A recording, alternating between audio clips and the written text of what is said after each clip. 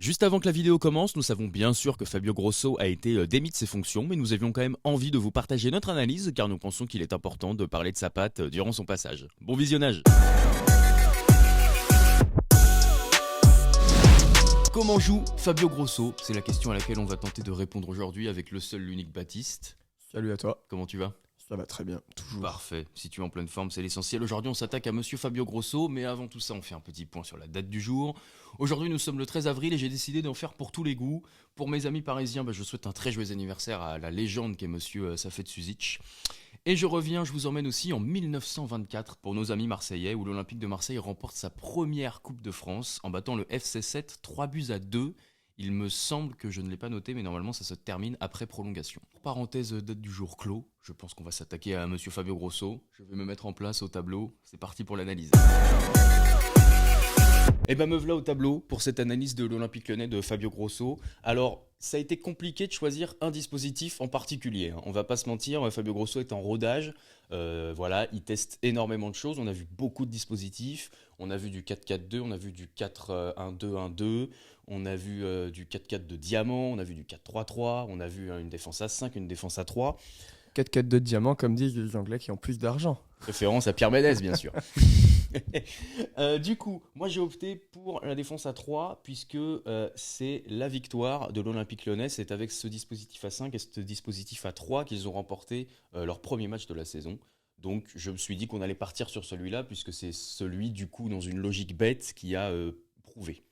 Donc ce dispositif en 3-1-4-2. On a une défense qui n'est pas spécialement large, qui est très collé, on va dire, à sa zone, très collé à Anthony Lopez. On a un Maxence Cacré qui, lui, est vraiment très bas, décroche et toujours au contact de sa défense pour faciliter les ressorties, puisque c'est un gros problème qu'on a eu du côté de Lyon en ce début de saison. Les ressorties de balles étaient assez compliquées. Maxence Cacré est toujours là, est toujours en mouvement pour essayer de créer une solution aux porteurs et aux défenseurs, que ce soit Diomandé, que ce soit Clinton Mata ou même Josh O'Brien.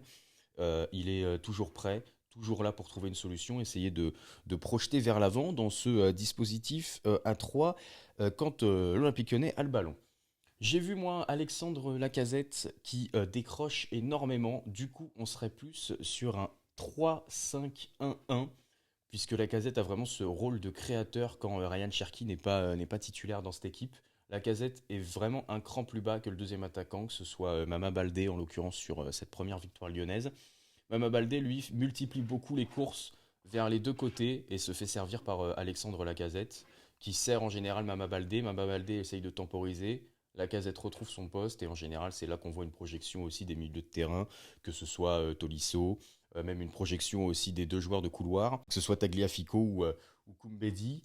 Il y a un petit souci offensif dans cette équipe, il manque ce créateur, du coup c'est Lacazette qui se mue en créateur quand Ryan Cherki n'est pas là. Ryan Cherki a été souvent écarté un peu de ce groupe pour des raisons sportives ou non, Qui est la taupe, comme sur M6. qui est la taupe exactement. Revenons aux sportifs.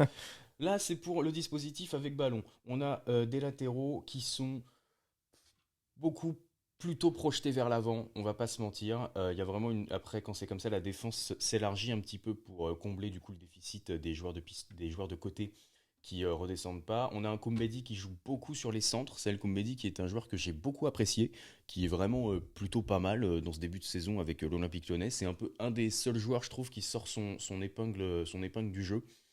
Tagliafico, dans ce rôle-là, est bien mieux que dans une défense à 4. Il a de grosses lacunes défensives. Moi qui suivais beaucoup l'Ajax à un moment donné en Eredivisie, ça a été des grosses lacunes défensives. Il est beaucoup mieux dans ce rôle plus haut, Tagliafico. Donc voilà, ça c'était pour le dispositif avec ballon de l'Olympique Lyonnais. Il y a la modulation donc assez classique de ce dispositif, de ce 3-1, 3-1-4-2 qui passe bien évidemment en 5-1-2-2. Donc la défense s'élargit, les joueurs de couloir redescendent d'un cran.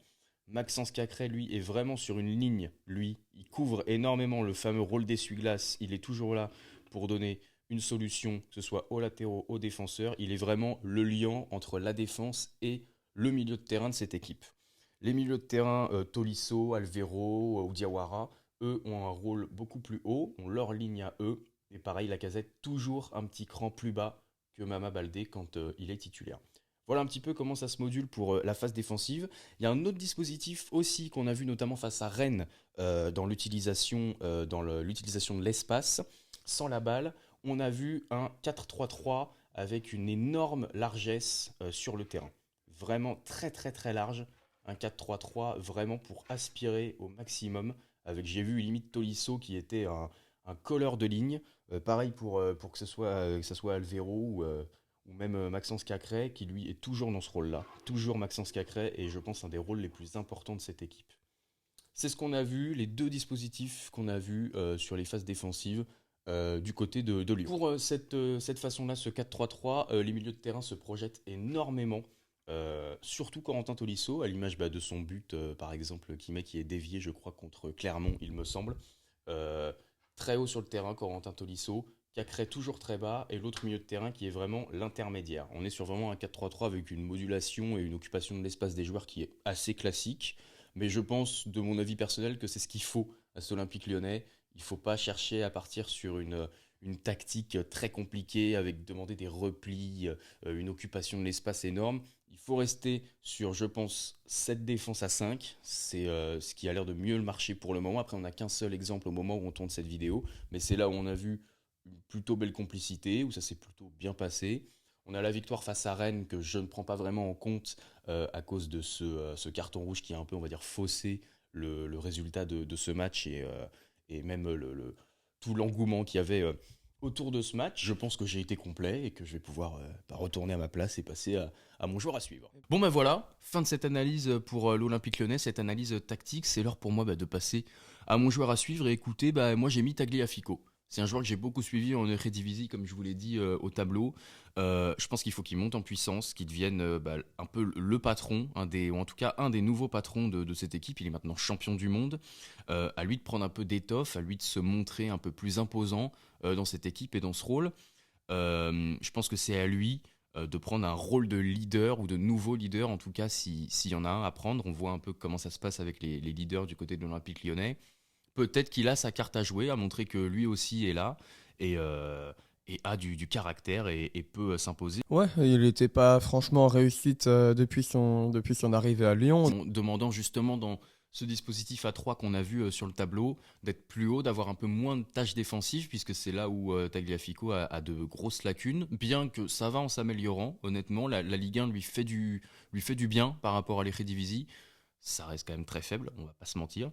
Mais voilà, je mets Tagliafico en joueur à suivre et j'espère en tout cas pour lui que il sera peut-être pas reconnu à sa juste valeur, mais en tout cas qu'il prendra plus d'étoffe, plus de poids dans ce vestiaire lyonnais. Donc vous savez un petit peu comment joue monsieur Fabio Grosso. Si vous avez supporter lyonnais ou même suiveur du foot, si vous avez des précisions, si vous avez une analyse complètement différente de la nôtre, des choses à ajouter, des choses à modifier, nous sommes tout oui, nous n'avons pas la science infuse, l'espace des commentaires est ouvert, il est pour vous.